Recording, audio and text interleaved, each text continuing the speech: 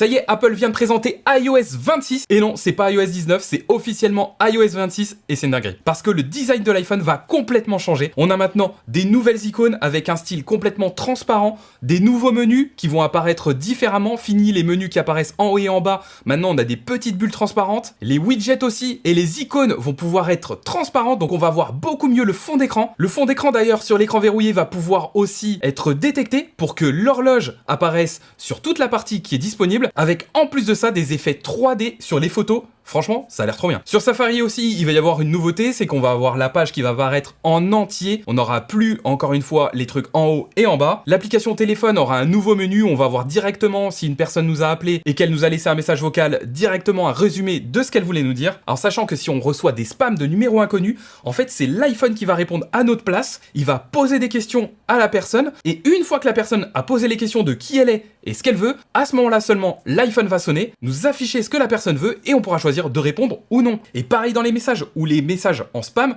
vont directement s'afficher dans un nouveau menu des messages inconnus. Ce qui est trop bien, c'est que l'application message, il y a de la nouveauté aussi. On va pouvoir enfin mettre un fond d'écran qui va être partagé avec la personne à qui on parle.